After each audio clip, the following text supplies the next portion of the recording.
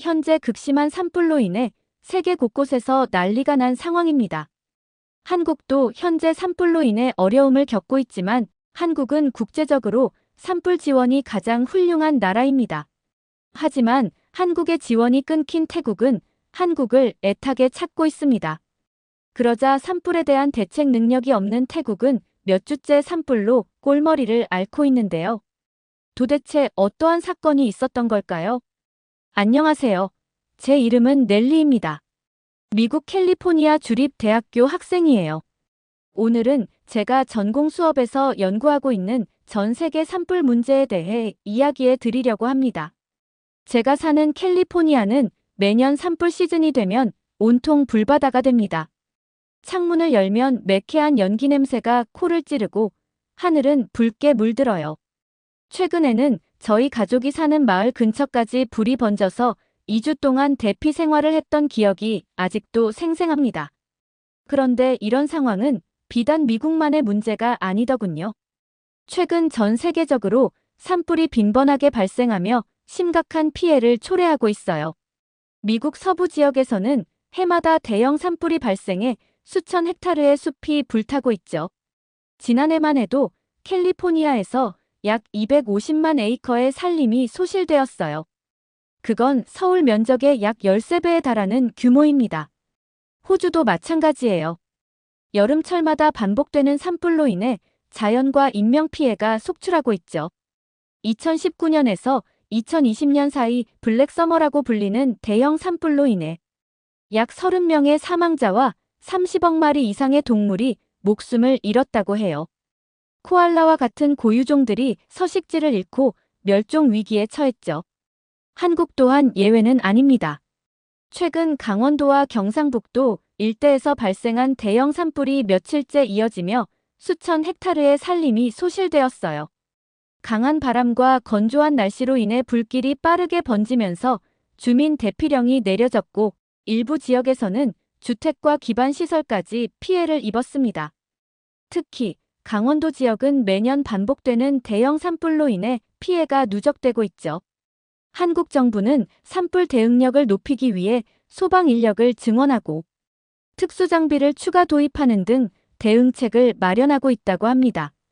현재 심각한 피해를 겪고 있는 곳 중 하나는 태국이에요. 북부 지역을 중심으로 대규모 산불이 발생하여 국가적 위기로 번지고 있습니다. 치앙마이, 치앙라이 등 북부 주요 관광지들이 자욱한 연기에 뒤덮여 있고 태국 정부는 비상사태를 선포했죠. 수만 명의 주민들이 대피하고 있으며 대기 오염 지수는 위험 수준을 크게 넘어섰어요. 태국 정부는 국제적 지원을 요청했지만 아직 충분한 자원이 투입되지 못하고 있는 상황입니다. 이렇게 세계 각국이 산불과의 전쟁을 벌이고 있는 가운데 전문가들은 기후변화가 산불의 주요 원인 중 하나라고 지적합니다. 지구온난화로 인한 기온 상승은 건조한 날씨를 가져오고 이로 인해 산불 발생 위험이 높아지고 있어요. 또한 강수 패턴의 변화로 인해 가뭄이 길어지면서 산림이 더욱 취약해지고 있죠. 오늘 세계 환경 문제와 해결책 강의에서 마이클 교수님은 특별히 산불에 대한 토론 시간을 마련하셨어요. 강의실에 들어서자 벽면 스크린에는 세계 각국의 산불 현황을 보여주는 지도가 펼쳐져 있었습니다. 붉은색 점들이 미국, 호주, 그리스, 태국, 한국 등 여러 나라에 촘촘히 찍혀 있었죠. 오늘은 전 세계적으로 심각해지고 있는 산불 문제와 각국의 대응 방식에 대해 이야기해 보겠습니다. 저는 손을 들고 제가 조사한 내용을 발표했습니다. 제가 최근 산불과 관련된 국제 협력 사례를 조사했는데요. 특히 한국의 산불 지원 활동이 매우 인상적이었습니다. 한국은 자국의 산불 문제도 심각한데 타국의 산불 진화에도 적극적으로 도움을 주고 있더라고요. 교수님이 관심을 보이시며 말씀하셨어요. 한국의 산불 지원 활동에 대해 더 자세히 설명해 주시겠어요? 네, 한국은 최근 몇 년간 여러 국가의 산불 진화에 물적, 인적 자원을 지원해 왔어요. 2020년 호주 대형 산불 당시에는 산불 진화 전문가 팀과 함께 방화복, 소방 장비 등 특수 장비를 보냈고 2021년 미국 캘리포니아 산불 때는 소방 헬기와 함께 첨단 진화 장비를 제공했습니다. 또한 그리스와 터키의 산불 때도 지원금과 구호 물자를 신속하게 전달했죠. 마이클 교수님이 고개를 끄덕이며 추가 설명을 해주셨습니다. 넬리의 설명처럼 한국은 산불 대응에 있어 국제적으로 주목받는 국가입니다. 한국은 자국의 강원도 지역에서 반복되는 대형 산불을 통해 얻은 경험과 기술을 바탕으로 국제 지원에 앞장서고 있죠. 특히 주목할 만한 것은 한국의 산불 예측 시스템과 드론을 활용한 감시 체계인데 이 기술을 다른 나라들과 공유하고 있답니다. 한국소방청은 2019년부터 국제 산불 대응팀을 운영하고 있습니다. 이 팀은 24시간 대기 상태로 해외 산불 발생 시 48시간 내에 현장에 투입될 수 있는 시스템을 갖추고 있죠. 또한 한국은 최신 소방 헬기와 특수 장비를 보유하고 있어 산불 진화에 효과적인 지원이 가능합니다. 실제로 2022년 태국 북부 산불 때 한국의 지원이 매우 큰 도움이 되었어요. 치앙마이 근처에서 대형 산불이 발생했을 때 한국에서 소방 헬기 2대와 전문 인력을 파견해 주셨거든요. 덕분에 진화 속도가 훨씬 빨라졌죠. 한국은 특히 태국과 2018년에 산불 공동 대응 협약을 체결했어요. 이 협약에 따라 한국은 태국의 산불 감시 시스템 구축을 위한 기술 지원과 장비를 제공했고 매년 태국 소방관들을 한국으로 초청해 교육 프로그램을 진행하고 있죠. 저는 궁금한 점이 있어 질문했습니다. 교수님, 한국이 이렇게 적극적으로 국제 지원에 나서는 이유가 있나요? 여러 이유가 있을 수 있겠지만 한국은 과거 국제사회의 도움을 많이 받은 경험이 있어요. 한국 전쟁 이후 재건 과정에서 많은 국가들의 지원을 받았고 이제는 그 은혜를 갚는 차원에서 국제 지원에 적극적인 것으로 보입니다. 또한 한국은 국제적 위상을 높이고 소프트 파워를 강화하는 차원에서도 이러한 활동을 중요시하고 있죠. 호주에서 온 에밀리가 의견을 더했습니다. 저희 호주도 한국의 지원에 매우 감사하고 있어요. 2020년 블랙 서머 당시 한국에서 보내준 지원은 정말 큰 도움이 되었거든요. 특히 한국의 산불 진화 전문가들이 가져온 새로운 진화 기법은 우리 소방관들에게도 많은 배움을 주었어요. 마이클 교수님이 다시 화면을 넘기셨어요. 여기 보시는 것은 한국이 개발한 산불 상황 관제 시스템입니다. 이 시스템은 인공위성과 드론, 지상 감시망을 통합해 실시간으로 산불 상황을 파악하고 최적의 대응 전략을 수립하는 데 도움을 줍니다. 한국은 이 기술을 동남아시아 국가들과 공유하고 있으며 최근에는 몽골과 러시아 극동 지역에까지 기술 지원을 확대하고 있죠. 그런데 교수님, 저는 궁금증을 또 하나 제기했어요. 한국처럼 다른 나라들도 이렇게 적극적인 국제 산불 지원을 하고 있나요? 미국, 캐나다, 호주 등도 전통적으로 산불 지원에 적극적인 국가들이지만 최근 한국의 활동이 특히 주목받는 이유는 기술적 혁신과 신속한 대응 시스템 때문이라고 볼 수 있어요. 한국은 자국의 산불 경험을 바탕으로 효율적인 시스템을 구축했고 이를 국제적으로 공유하는 데 적극적이죠.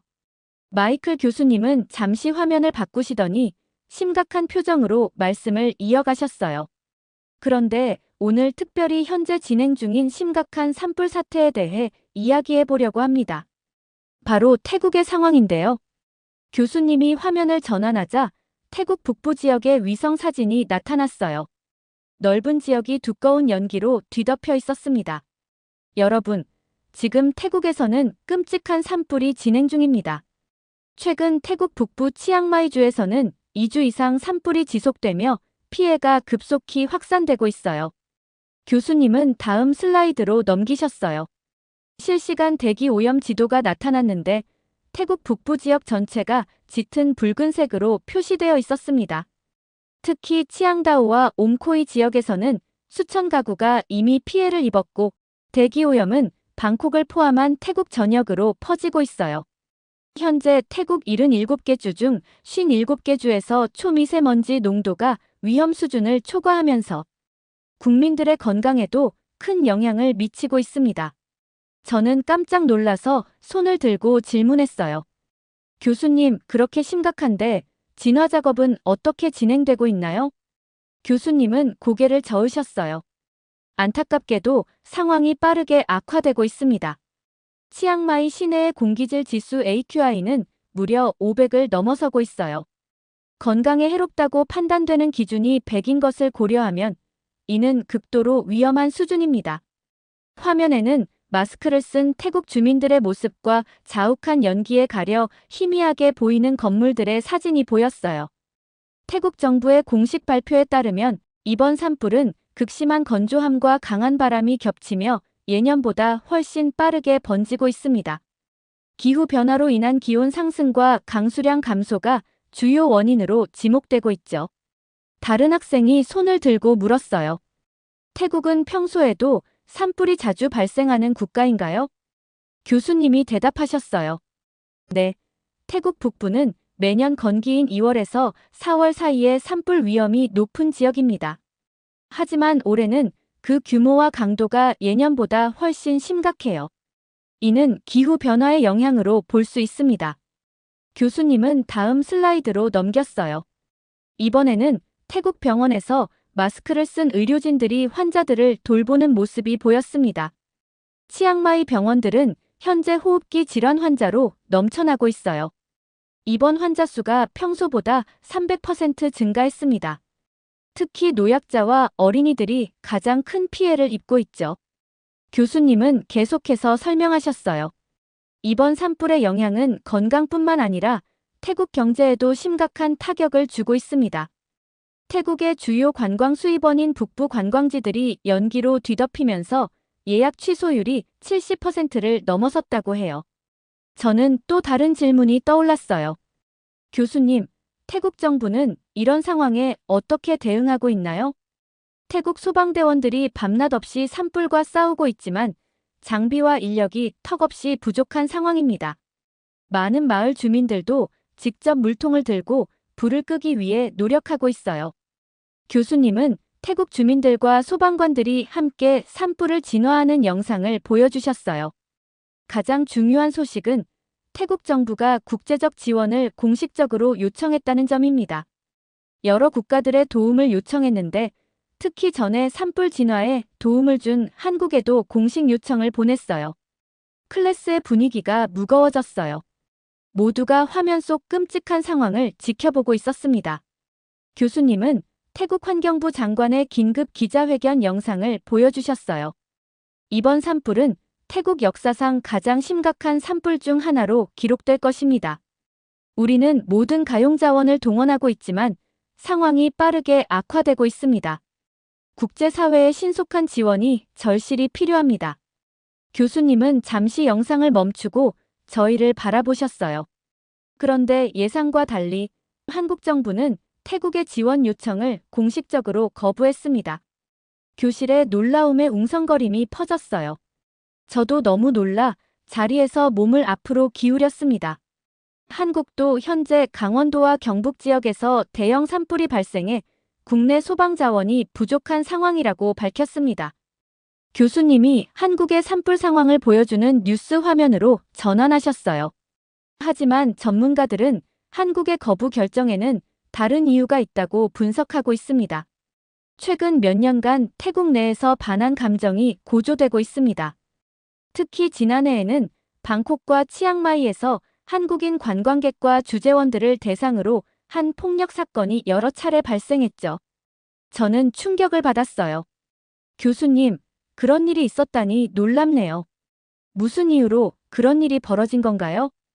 교수님은 고개를 끄덕이셨어요. 좋은 질문입니다. 이런 반한 감정의 배경에는 여러 요인이 있습니다. 태국 불법 체류자 문제로 인해 한국 정부는 태국인 입국 심사를 강화했고 이로 인해 일부 태국 정치인들이 내부 문제를 외부로 돌리기 위해 한국에 대한 적대감을 부추겼고 소셜미디어를 통해 왜곡된 정보가 빠르게 퍼졌습니다. 교수님은 슬라이드를 넘기셨어요. 더 큰 문제는 태국이 한국의 지원을 당연시하는 태도를 보여왔다는 점입니다. 한국국제협력단의 보고서에 따르면 지난 10년간 한국은 태국의 산불 진화 장비와 전문 인력을 지원했을 뿐만 아니라 산불 예방 및 대응 시스템 구축을 위한 기술 이전까지 제공했습니다. 교수님은 안타까운 표정으로 계속 설명하셨어요. 하지만 태국 정부는 이러한 지원에 의존하면서도 자체적인 역량 강화에는 소극적이었습니다.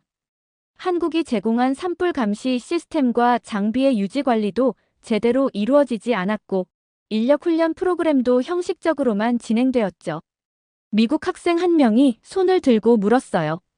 그렇다면 태국은 왜 자국의 산불 대응 능력을 높이려는 노력을 하지 않은 건가요? 복잡한 문제입니다. 일부 전문가들은 태국의 총리 패통탄 친나왓의 정치적 불안정과 부패 문제가 장기적인 재난 대응 시스템 구축을 방해했다고 분석합니다. 또한 외국의 지원에 지나치게 의존하는 문화가 자리 잡으면서 자체 역량 강화의 필요성을 느끼지 못했다는 의견도 있어요. 교수님은 다음 슬라이드로 넘어가셨어요. 한국 외교부의 공식 성명서였습니다. 한국 정부는 이번 결정에 대해 현재 국내 산불 상황의 심각성을 주요 이유로 들었지만 외교가에서는 태국 내 한국인 안전 문제가 중요하게 고려되었다고 보고 있습니다. 특히 지난달 치앙마이에서 한국인 사업가가 현지인들에게 폭행당한 사건이 결정적 영향을 미쳤다는 분석이 지배적입니다. 저는 다시 한번 손을 들었어요. 교수님, 그렇다면 한국은 앞으로도 태국을 지원하지 않을 계획인가요? 한국 정부는 현재로서는 태국과의 협력 관계를 재검토 중이라고만 밝혔습니다. 하지만 상황이 개선되지 않는다면 장기적으로 지원이 중단될 가능성이 높다고 봅니다. 교수님은 한국의 국제재난 지원 현황을 보여주는 그래프를 화면에 띄우셨어요. 한국은 그동안 재난 지원에 있어 매우 관대한 국가였습니다. 지난 5년간 국제재난 지원 규모가 GDP 대비 상위 10위 안에 들었죠. 특히 산불 대응에 있어서는 전문성을 인정받아 많은 나라들이 지원을 요청해왔습니다. 다른 학생이 질문했어요. 그렇다면 태국은 이번에 한국의 지원을 받지 못하는 것에 대해 어떤 반응을 보이고 있나요? 교수님은 태국 현지 뉴스 화면으로 전환하셨어요. 태국 정부는 공식적으로는 한국의 결정을 존중한다는 입장을 밝혔습니다. 하지만 일부 태국 매체들은 한국을 비난하는 보도를 내보내고 있어요. 특히 SNS에서는 반한 정서가 더욱 고조되고 있는 상황입니다. 교수님은 심각한 표정으로 말씀을 이어가셨어요. 이런 갈등 상황이 안타까운 점은 결국 피해를 보는 것은 태국 주민들이라는 점입니다. 한국의 산불 진화 기술과 장비는 태국에 큰 도움이 될 수 있었을 텐데 말이죠. 한 학생이 손을 들었어요. 그렇다면 태국은 이제 어떻게 대처할 계획인가요?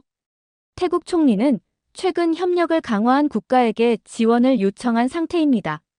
중국에 지원을 요청했지만 한국만큼 전문적인 산불 진화 기술과 장비를 갖춘 국가를 대체하기는 쉽지 않을 것으로 보입니다.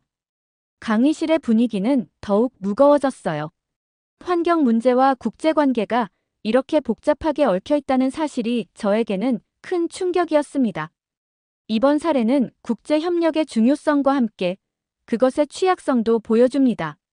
환경 문제는 국경을 넘어서는 글로벌 이슈이지만 결국 국가 간 관계와 정치적 상황에 크게 영향을 받을 수밖에 없죠. 모든 국가는 국제 지원에만 의존하지 말고 자체적인 재난 대응 능력을 키우는 것이 중요하다는 교훈을 주고 있습니다. 교수님은 화면을 전환하시더니 계속 이야기를 이어나가셨어요. 태국의 현재 상황을 살펴보겠습니다. 한국의 지원이 중단된 이후 태국은 중국과 협력 관계를 맺었지만 상황은 더욱 악화되고 있습니다. 화면에는 태국 북부의 최신 위성 사진이 나타났어요. 산불은 이전보다 훨씬 넓은 지역으로 확산되어 있었고 연기는 더 짙어 보였습니다. 태국은 한국이 과거에 제공했던 첨단 소방 헬기와 특수 진화 장비의 지원이 중단되자 산간 지역의 산불 진화가 거의 이루어지지 않고 있어요. 교수님은 차트를 보여주셨어요.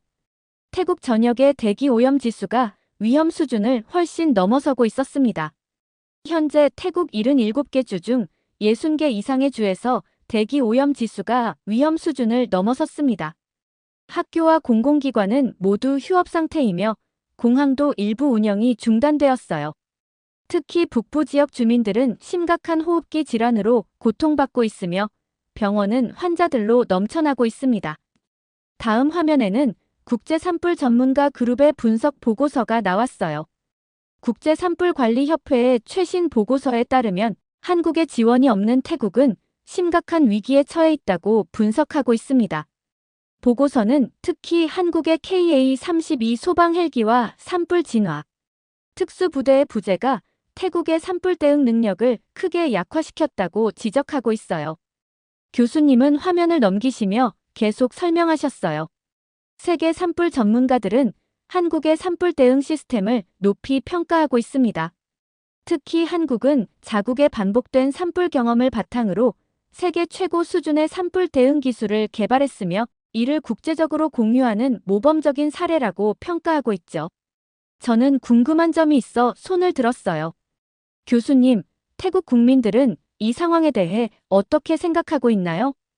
교수님은 고개를 끄덕이시며 태국 현지 TV의 인터뷰 영상을 보여주셨어요. 여기 태국 주민들의 인터뷰가 있습니다. 들어보시죠. 화면에는 마스크를 쓴 중년 남성이 나타났어요. 우리는 패통탄 총리의 결정이 잘못됐다고 생각합니다. 한국과의 관계를 악화시킨 것은 큰 실수였어요. 한국은 항상 우리의 어려움을 도와주었는데 몇몇 사람들의 잘못된 행동 때문에 우리 모두가 고통받고 있습니다. 다음은 노인 여성의 인터뷰였어요. 중국과의 협력은 실질적인 도움이 되지 않고 있어요. 우리 마을은 벌써 2주째 연기로 뒤덮여 있고 아무도 도와주러 오지 않습니다. 과거 한국 소방대원들이 왔을 때는 이렇지 않았어요. 또 다른 젊은 여성의 인터뷰가 이어졌습니다. 우리 정부는 중국과의 협력을 끊고 한국과 다시 협력해야 합니다. 한국은 진정으로 우리를 도와주었지만 중국은 말뿐이에요. 우리 아이들이 숨을 쉴 수 없는 상황인데 정부는 자존심만 내세우고 있습니다. 교수님은 화면을 끄시고 다시 강의를 이어가셨어요. 태국 내에서는 정부의 결정에 대한 비판이 거세지고 있습니다. 특히 SNS에서는 해시태그 한국과의협력 복원이 확산되고 있어요.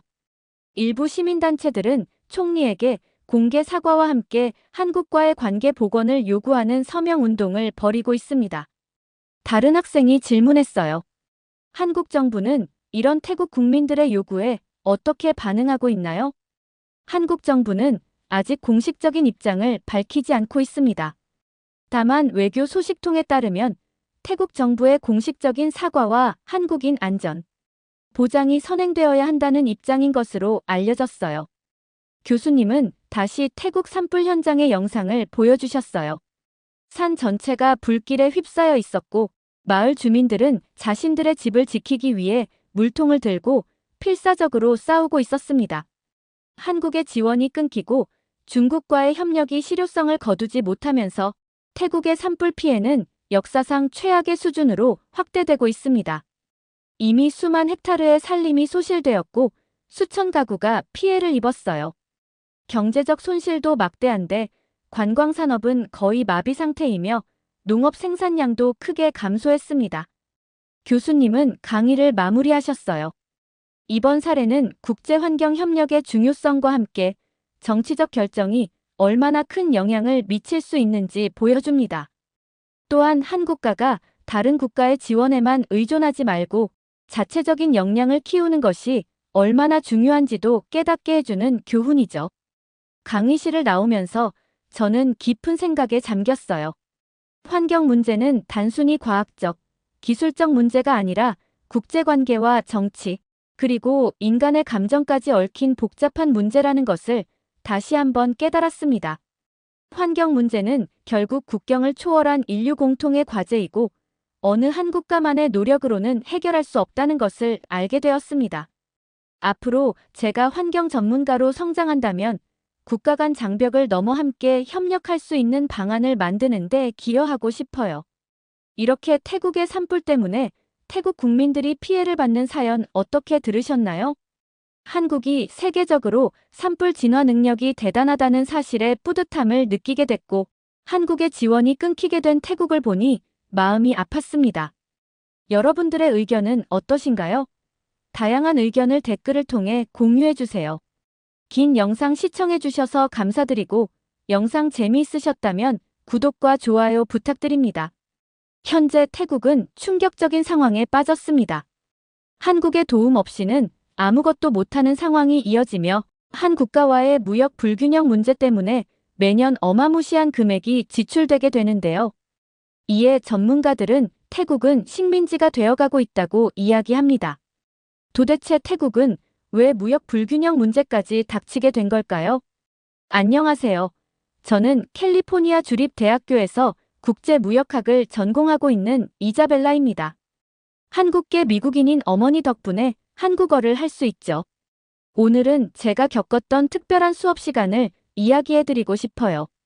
저는 평소처럼 글로벌 무역과 농업 정책 수업을 들으러 갔습니다. 존스 교수님은 항상 시사적인 사례들을 가져와 수업을 진행하시는데 이날은 태국의 최근 농업 무역 정책에 대해 이야기하신다고 했어요. 오늘은 태국의 사례를 통해 무역 정책이 한국과의 농업에 어떤 영향을 미칠 수 있는지 살펴보겠습니다. 교수님의 말씀으로 수업이 시작됐죠. 교수님은 스크린에 태국의 무역 현황을 보여주셨어요. 태국이 미국과의 무역 불균형 해소를 위해 매년 4조 원 규모의 미국산 농산물을 수입하기로 결정했습니다. 여러분은 이것이 어떤 의미인지 아시나요? 저는 궁금증을 참을 수 없었죠. 교수님, 태국은 원래 농업 강국 아닌가요? 왜 이런 결정을 내린 걸까요? 교수님은 씁쓸한 미소를 지으셨어요. 좋은 질문입니다. 태국은 2023년까지만 해도 200억 달러의 무역 수익을 기록했던 농업 강국이었죠. 하지만 미국의 정치적 압박과 무역 제재 위협으로 인해 어쩔 수 없는 선택을 하게 됐습니다. 교수님은 계속해서 설명하셨어요. 태국이 미국산 농산물을 대량 수입하게 된 배경에는 여러 복잡한 이유가 있었다고 해요.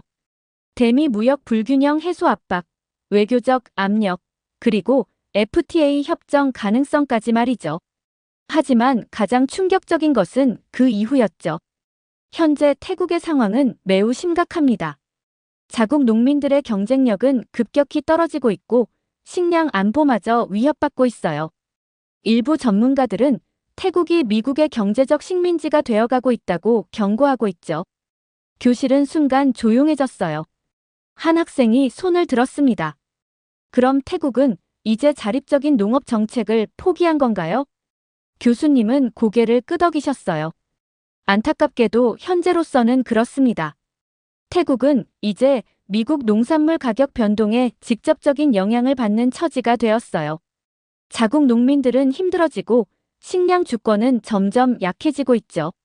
잠깐만요, 교수님. 저는 갑자기 생각나는 것이 있어 손을 들었습니다. 제가 얼마 전 한국 농업 정책에 대해 조사하다가 코피아라는 기관에 대해 알게 됐는데 태국과도 관련이 있지 않나요? 교수님의 표정이 밝아지셨어요. 아, 잘 알고 계시네요. 사실 태국의 현재 상황을 이해하려면 과거 한국과의 협력 관계를 빼놓을 수 없죠. 코피아, 즉 한국국제농업개발원은 태국 농업 발전의 핵심 파트너였습니다. 교수님은 프레젠테이션 화면을 넘기시며 설명을 이어가셨어요. 태국과 한국의 관계는 단순한 외교적 동맹 이상이었습니다. 코피아는 태국의 농업 현대화를 위해 다양한 기술 지원을 아끼지 않았죠. 스마트 농업 기술부터 품종 개량, 효율적인 경작법까지. 이런 지원 덕분에 태국 농민들은 높은 생산성과 안정적인 농업 환경을 갖출 수 있었습니다. 제 옆자리의 토마스가 궁금증을 참지 못하고 물었어요. 그럼 왜 지금은 그런 협력이 없어진 건가요? 그건 매우 안타까운 이야기입니다. 코피아의 지원으로 태국 농업은 눈부신 발전을 이뤘어요. 2023년에는 무역 수익 200억 달러를 기록할 정도였죠. 하지만 불법 체류자 문제로 한국과 태국의 관계가 악화되면서 상황이 급변했습니다. 교실 뒤쪽에서 또 다른 질문이 나왔어요. 그럼 지금 태국의 상황은 이전의 성과가 모두 무너진 건가요? 그렇다고 볼 수 있습니다.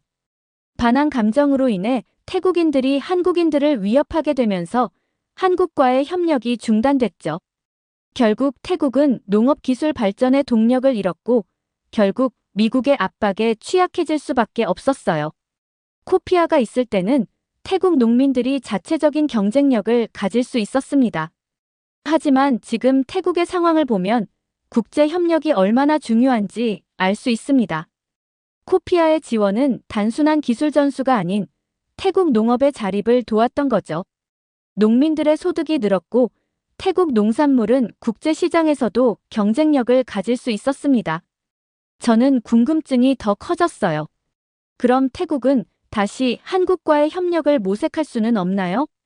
교수님은 고개를 천천히 저으셨어요. 현재로서는 쉽지 않을 것 같습니다. 양국 관계가 복잡해진 데다가 이미 미국과의 무역협정도 체결된 상태죠. 하지만 많은 전문가들은 태국이 장기적으로는 다시 한국과 같은 협력 파트너를 찾아야 한다고 지적합니다. 한 학생이 질문을 던졌어요. 그럼 코피아와 같은 협력기관의 존재가 그렇게 중요했던 건가요? 교수님은 단호하게 답하셨습니다. 절대적으로 중요했죠. 코피아가 있었을 때 태국은 단순한 농업국이 아닌 혁신적인 농업 강국으로 성장할 수 있었습니다. 자체적인 기술력을 갖추고 국제시장에서 경쟁력 있는 농산물을 생산할 수 있었죠. 이것이 바로 진정한 의미의 농업 발전이었습니다. 지금처럼 미국 농산물에 의존하는 것은 그저 단기적인 해결책에 불과할 뿐이죠. 저는 이 문제의 원인인 불법 체류 문제가 더 궁금해졌어요. 불법 체류자 문제가 그렇게 심각한 문제였나요? 제가 조심스럽게 질문을 던졌어요. 교수님은 잠시 침묵하시더니 말씀하셨습니다. 한국 내에서의 문제는 굉장히 심각했습니다. 한국에 체류하는 태국인 불법 체류자가 15만 명을 넘어서면서 상황이 급변했어요. 스크린에는 관련 통계 자료가 나타났어요.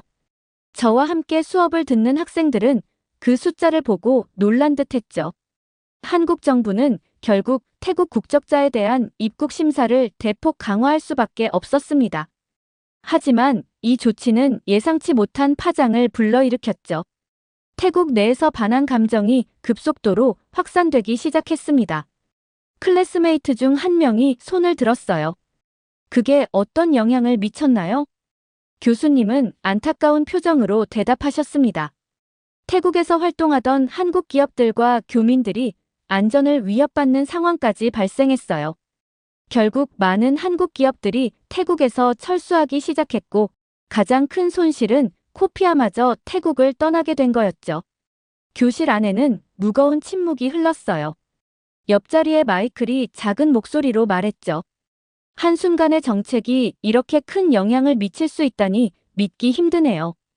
국제관계에서는 때로는 작은 문제가 눈덩이처럼 커질 수 있습니다. 불법 체류자 문제는 분명 해결이 필요한 사안이었지만 그 해결 과정에서 양국의 소중한 협력 관계가 무너져버린 거죠.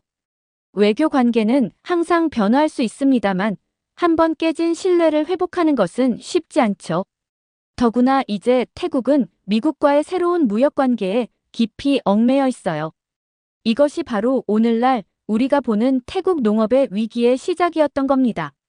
그럼 태국은 이런 상황을 어떻게 극복하려 했나요? 제가 다시 질문을 던졌어요.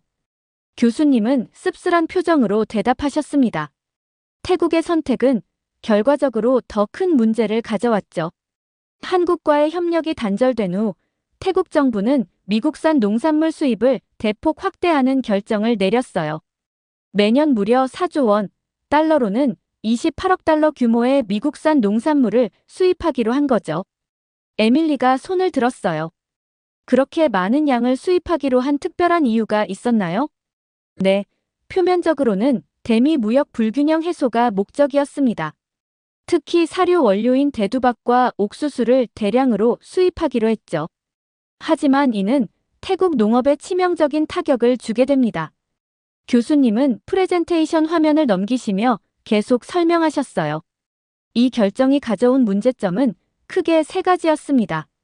첫째, 태국 농민들이 자국 농산물보다 미국산 농산물이 우선시되면서 가격 경쟁력을 완전히 잃어버렸어요. 둘째, 식량 안보 문제가 심각하게 대두되었죠. 마지막으로 태국 경제가 미국의 농산물 가격 변동에 직접적인 영향을 받게 되었습니다. 그건 마치 경제적 종속 같은 거 아닌가요? 교수님은 의미심장한 표정을 지으셨습니다.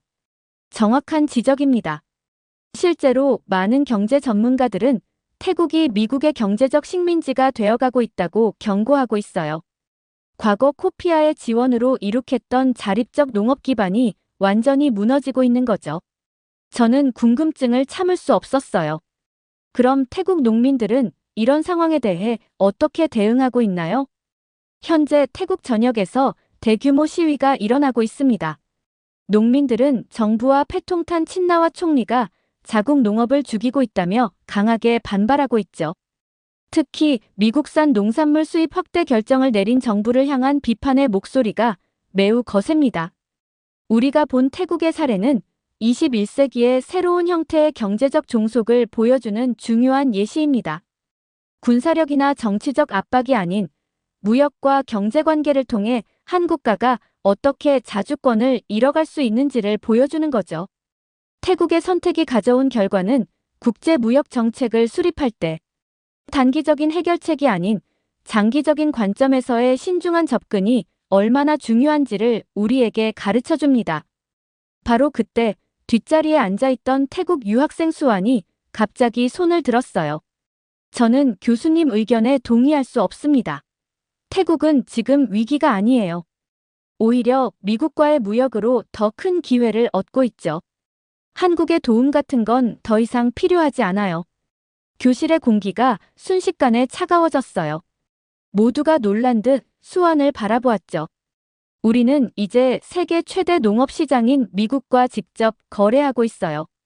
이게 어떻게 위기일 수 있죠? 코피아가 없어도 우리는 충분히 잘하고 있어요. 수완의 목소리가 점점 커졌습니다. 교수님은 침착하게 대답하셨어요. 수완 씨, 하지만 통계와 현실을 보시죠.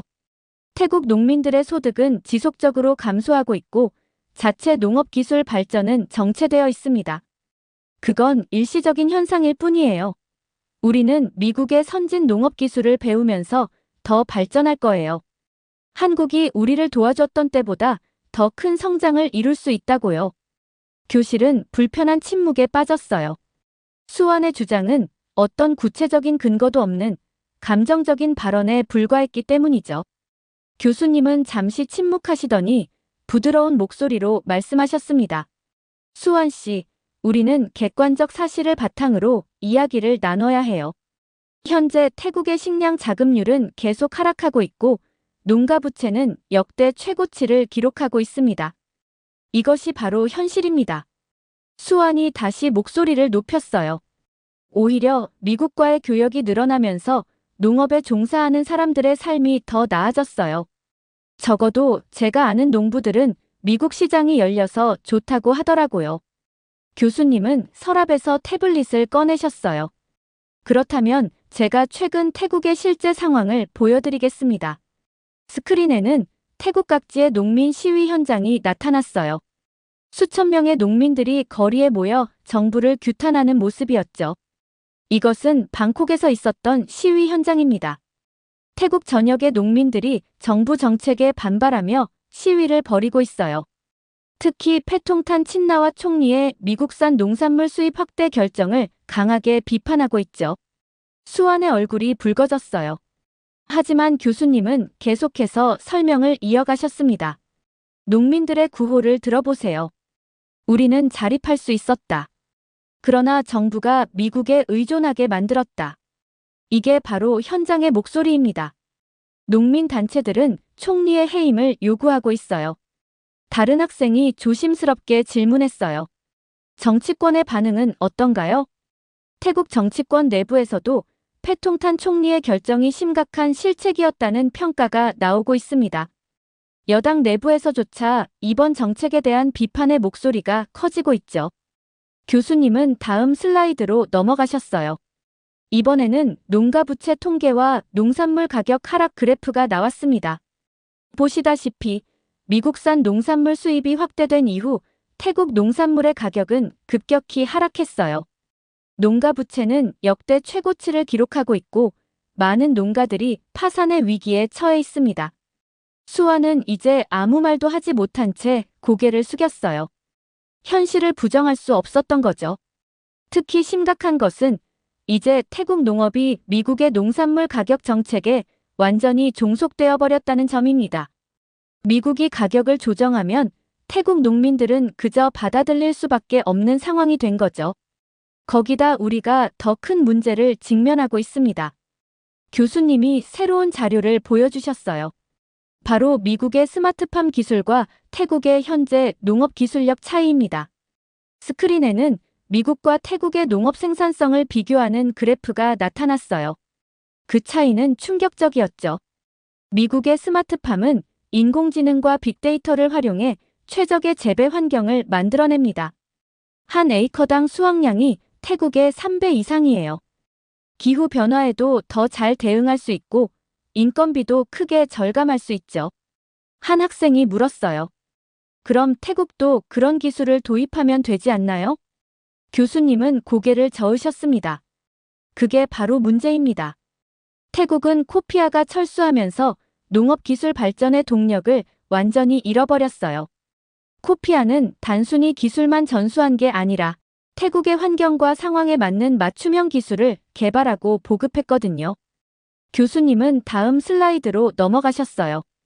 이번에는 태국의 농업 인구 통계였습니다.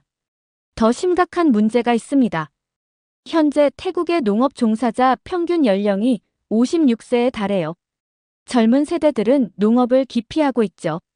누가 미래의 태국 농업을 이끌어갈지가 큰 걱정입니다. 순수한 노동력으로라도 경쟁력을 유지할 수 있었던 시대는 지났어요. 현대 농업은 첨단 기술과의 결합이 필수적입니다. 하지만 태국의 젊은이들은 농업을 힘들고 수익성이 낮은 미래가 없는 산업으로 인식하고 있어요. 지난해 농업계열 대학 지원자 수는 역대 최저를 기록했습니다. 한국에 코피아가 있었을 당시만 해도 많은 젊은 사람들이 농업으로 유입이 되고 있었지만 현재 상황은 너무나도 크게 달라졌죠. 수아는 이제 완전히 고개를 숙인 채 그대로 있었어요. 현실의 무게가 너무나 무거웠던 걸까요? 결국 이 모든 것이 악순환이 되고 있습니다. 기술은 뒤처지고 인력은 부족하고 경쟁력은 잃어가고 이대로 가다가는 태국 농업의 미래가 너무 걱정됩니다. 특히 식량 안보 측면에서 이는 국가의 존립과도 직결되는 심각한 문제가 될 수 있어요. 교실은 무거운 침묵에 빠졌어요. 모두가 이 심각한 현실을 실감하고 있었죠. 우리가 본 것처럼 국제무역은 단순한 상품의 거래가 아닙니다. 한 국가의 주권, 국민들의 생존과 직결되는 문제죠. 태국의 사례는 우리에게 경제적 자주권이 얼마나 중요한지를 보여주는 현재 진행형의 교훈입니다.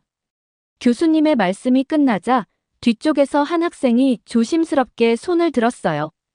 교수님, 한국과의 협력이 계속됐다면 지금과는 많이 달랐을까요? 교수님은 깊은 한숨을 내쉬셨어요. 최근 농업 전문가들의 분석을 보면 모두가 한 목소리로 이야기합니다. 코피아와의 협력이 지속됐다면 태국의 현재 모습은 완전히 달랐을 거라고요. 스크린에는 여러 농업 전문가들의 인터뷰 내용이 나타났어요. 먼저, 태국의 농업 기술 발전이 지속적으로 이뤄졌을 겁니다. 코피아는 단순히 기술을 전수하는 것이 아니라 태국의 실정에 맞는 맞춤형 기술을 개발하고 있었거든요.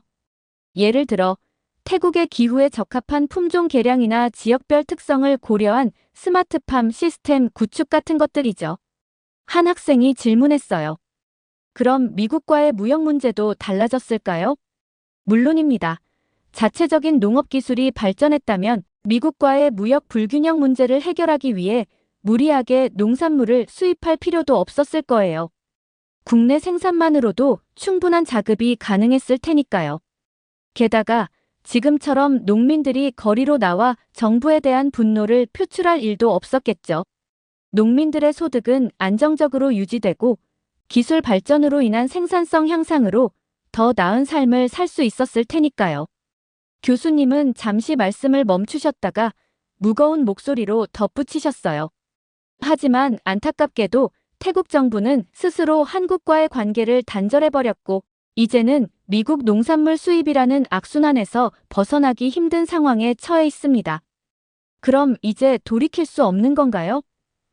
누군가 작은 목소리로 물었어요.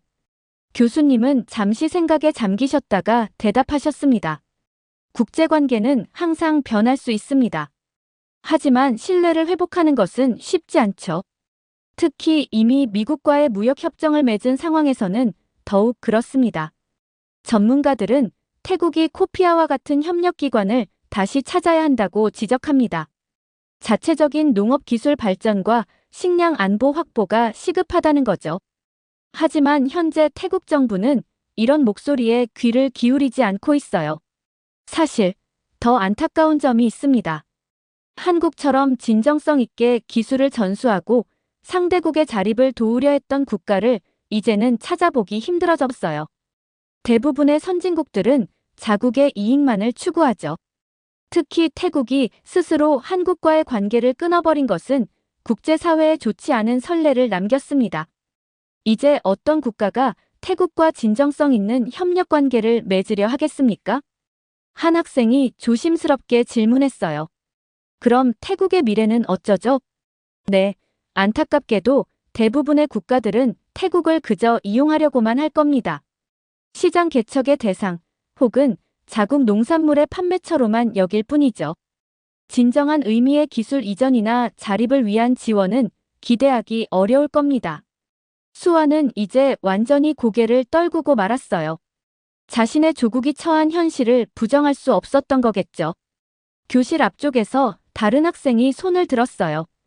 교수님, 태국 국민들은 이런 상황을 어떻게 받아들이고 있나요? 교수님은 최근 태국의 여론조사 결과를 보여주셨어요. 태국 국민들 사이에서는 패통탄 총리의 잘못된 선택이 결국 태국 농업을 망쳤다는 비판이 거세지고 있습니다. 특히 한국과의 협력 시절을 그리워하는 목소리가 커지고 있죠. 이어서 교수님은 태국의 최근 뉴스 기사들을 보여주셨어요. 시위 현장에서 코피아 귀환을 요구하는 플래카드를 든 농민들의 모습이 눈에 띄었죠. 한국이 제공했던 협력과 지원이 사라진 후 태국은 국제무역시장에서 더욱 취약한 입장이 되었습니다. 결국 정부의 잘못된 판단으로 인한 피해는 고스란히 국민들의 몫이 되었죠. 수완이 작은 목소리로 물었어요. 그럼 다시 한국과의 협력을 시도해 볼 순 없을까요? 교수님은 깊은 생각에 잠기신 듯 했어요. 많은 태국 국민들이 한국이 다시 돌아올 것이라 믿고 있지만 현실은 그리 단순하지 않습니다. 신뢰 관계가 한번 무너진 후에는 회복이 쉽지 않죠.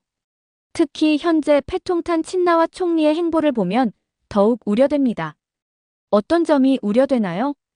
누군가 물었어요. 전문가들은 패통탄 총리가 이 문제를 제대로 해결할 수 있을지 의문을 제기하고 있어요. 그녀는 여전히 중국과의 관계 강화에만 집중하고 있거든요. 하지만 이대로 가다가는 태국의 농업 기반이 완전히 무너질 수도 있습니다. 교수님은 마지막 슬라이드를 보여주셨어요. 최근 농업 전문가들의 분석이었죠. 전문가들은 현재 태국이 겪고 있는 소득 감소와 무역 불균형 문제는 코피아가 있었다면 충분히 피할 수 있었던 일이라고 지적합니다. 결국 태국 농업의 해체는 정부의 중대한 실수였다는 거죠. 태국은 이제 중요한 선택의 기로에 서 있습니다. 교수님의 목소리가 강조되었어요. 하지만 안타깝게도 현 정부가 올바른 선택을 할 수 있을지는 미지수예요. 많은 국민들이 한국과의 협력 재개를 희망하고 있지만 현실적으로는 매우 어려운 상황입니다. 수업을 마치며 교수님은 이런 말씀을 하셨어요. 오늘 우리가 배운 태국의 사례는 현대 국제관계의 중요한 교훈을 보여줍니다. 신뢰는 쌓기는 어렵지만 무너지기는 쉽고 한번 잃어버린 신뢰를 회복하는 것은 더욱 어렵죠. 특히 농업과 같은 국가의 근간이 되는 산업에서는 더욱 그렇습니다. 강의실을 나서면서 저는 수완의 어깨를 가만히 두드려 주었어요. 그녀의 눈에는 작은 눈물이 맺혀 있었지만 이제는 현실을 직시하고 있는 듯했죠. 오늘 수업은 우리 모두에게 국제협력의 진정한 의미와 중요성을 깊이 생각하게 만든 시간이었습니다. 이렇게 미국과 태국의 무역 불균형 관계에 대한 사연 어떻게 들으셨나요? 애초에 한국의 도움을 고맙다고 생각하지 않고 이런 식으로 행동했다는 사실에 화가 났습니다. 여러분들의 의견은 어떠신가요? 다양한 의견을 댓글을 통해 공유해주세요. 긴 영상 시청해주셔서 감사드리고 구독과 좋아요 부탁드립니다. 동남아시아 농업 강국 태국이 현재 처참히 무너지고 있습니다. 사실 태국의 농업 발전은 자국의 힘으로 이룬 게 아니었는데요. 이러한 상황에 태국 국민들은 곡소리를 내고 있고 태국 총리는 충격적인 행동을 보이고 있습니다. 도대체 태국에서는 어떤 일들이 일어나고 있는 걸까요? 안녕하세요. 저는 UC 버클리 농업경제학과 3학년에 재학 중인 레이첼입니다. 처음 이 학과에 지원할 때만 해도 단순히 경제학에 관심이 있어서 선택했는데 공부를 하면 할수록 세계 식량 문제와 농업의 중요성에 대해 깊이 이해하게 되었죠. 특히 오늘 들었던 세계 농업 발전과 국제 협력 수업은 제 시각을 완전히 바꿔놓은 특별한 강의였습니다. 자, 여러분. 오늘은 매우 흥미로운 주제로 시작해 보려고 합니다. 미켈 교수님이 강단에 서시며 말씀하셨어요. 세계에서 개발도상국의 농업 발전에 가장 많이 기여한 나라가 어디라고 생각하시나요? 교실이 술렁이기 시작했어요. 제 옆자리의 마이클이 제일 먼저 손을 들었죠. 미국이요. 우리나라는 세계 최대의 농업 수출국이잖아요. 흥미로운 대답이네요. 하지만 틀렸어요. 그 다음으로 엠마가 손을 들었죠. 네덜란드 아닐까요? 첨단 농업 기술로 유명하잖아요. 교수님은 다시 한번 고개를 저으셨어요. 네덜란드의 농업 기술은 정말 훌륭하죠. 하지만 개발도상국에 대한 실질적인 기여도를 따지면 이 나라에는 미치지 못합니다. 그때였어요. 앞쪽에 앉아있던 한국 유학생 미니가 조심스럽게 손을 들었죠. 혹시 한국이 아닐까요? 교수님의 얼굴에 미소가 번졌어요. 정답입니다. 여러분은 한국이 농업 분야에서 이렇게 큰 영향력을 가진 나라라는 사실을 알고 계셨나요? 저를 포함한 대부분의 학생들이 놀란 표정을 지었어요. 사실 저는 한국하면 삼성이나 현대, K-팝 정도만 떠올랐거든요. 한국은 코피아라는 프로그램을 통해 전 세계 개발도상국의 농업 발전을 지원하고 있습니다. 교수님은 프로젝터로 지도를 보여주시며 설명을 이어가셨어요. 2009년 베트남을 시작으로 현재 아시아, 아프리카, 중남미 등 23개국에서 활발하게 활동하고 있죠. 교수님은 칠판에 코피아라고 쓰시며 계속해서 설명하셨어요. 코피아는 코리아 프로그램 온 인터내셔널 어그리컬처의 약자입니다. 이 프로그램은 단순히 기술을 전수하는 것을 넘어서 각 국가의 특성과 환경에 맞는 맞춤형 농업 기술을 개발하고 보급하는 것을 목표로 하고 있죠. 특히 인상 깊었던 것은 코피아의 실질적인 성과였어요. 아프리카의 7개국에서는 수확량이 높은 벼 종자를 개발하고 재배 기술을 전수하여 식량 안보 강화에 크게 기여했다고 해요. 놀라운 점은 한국이 이 모든 것을 무상으로 제공한다는 겁니다. 불과 60년 전만 해도 한국은 세계에서 가장 가난한 나라 중 하나였어요. 하지만 이제는 자신들의 발전 경험과 기술을 다른 나라들과 나누고 있죠. 미니가 다시 한번 손을 들었어요. 한국의 농업 발전 과정이 개발도상국들에게 좋은 모델이 되고 있어요. 1970년대 우리나라는 통일벼 개발로 쌀 자급자족을 달성했고 기계화 농업을 통해 생산성을 크게 향상시켰죠. 당시 한국이 겪었던 어려움들이 지금 많은 개발도상국들이 직면한 문제와 비슷해서 우리의 경험이 그들에게 실질적인 도움이 되고 있어요. 교수님은 감탄하며 고개를 끄덕이셨어요. 훌륭한 지적입니다. 한국의 농업 발전 경험은 매우 특별하죠. 예를 들어 베트남에서는 한국의 도움으로 벼 재배 기술을 현대화했고 캄보디아에서는 채소 재배 기술을 도입해 농가 소득을 크게 높였어요. 특히 동남아시아 국가들과는 비슷한 기후와 토양 조건 덕분에 기술 이전이 더욱 효과적이었죠. 미니가 자신감 있게 덧붙였어요. 네, 맞아요. 코피아 센터들은 각 나라의 특성을 고려해서 맞춤형 지원을 하고 있어요. 예를 들어 아프리카에서는 가뭄에 강한 작물 품종을 개발하고 동남아시아에서는 열대성 기후에 맞는 재배 기술을 연구하죠. 한국은 이런 과정을 직접 겪어봤기 때문에 각 나라가 필요로 하는 게 무엇인지 잘 이해하고 있어요. 교수님은 환한 미소를 지으며 말씀하셨어요. 정확히 그렇습니다. 한국은 단순히 기술만 전달하는 게 아니라 각 나라의 농업 환경과 문화적 특성까지 고려한 종합적인 지원을 하고 있어요. 예를 들어 미얀마에서는 현지 농민들의 생활 패턴을 고려해 새벽 시간대에 교육을 진행하고 필리핀에서는 태풍이 잦은 기후를 고려한 내재해성 작물을 개발했죠. 이런 세심한 접근이 바로 한국의 농업 지원이 성공할 수 있었던 비결입니다. 불현듯 저는 이전에 들었던 수업이 떠올랐어요. 2차 세계대전 이후 미국이 실시한 마셜 플랜처럼 한국의 코피아도 세계 농업 발전의 새로운 이정표가 되고 있다는 생각이 들었죠. 여러분, 이것이 바로 진정한 국제 협력의 모습입니다. 받은 도움을 다시 세계와 나누는 것. 이것이야말로 우리가 배워야 할 점이 아닐까요? 강의실은 잠시 깊은 침묵에 빠졌어요. 모두가 교수님의 말씀을 곱씹고 있는 것 같았죠. 저는 노트북을 열어 코피아에 대해 더 자세히 찾아보기 시작했어요. 이런 프로그램이 있다는 사실을 몰랐다는 게 부끄러웠거든요. 교수님은 잠시 교실을 둘러보시더니 표정이 갑자기 심각해지셨어요. 하지만 안타깝게도 최근 동남아시아에서 우리가 주목해야 할 문제가 있습니다. 코피아가 가장 활발하게 활동하던 지역 중 하나인 동남아시아에서 특별히 관심을 가져야 할 국가가 있는데요. 혹시 어느 나라일지 추측해 보실 수 있을까요? 학생들은 다시 한번 다양한 의견을 내놓기 시작했어요. 미얀마인가요? 최근 정치적 불안정이 심각하다고 들었는데요. 캄보디아요. 아직도 빈곤율이 높잖아요. 필리핀 아닐까요? 자연재해가 많잖아요. 교수님은 모든 답변에 고개를 저으셨어요. 그러다 창가에 앉아있던 제이슨이 조심스럽게 의견을 냈죠. 인도네시아요? 최근 농업 정책에 문제가 있다고 들었어요. 모두 좋은 관점이에요.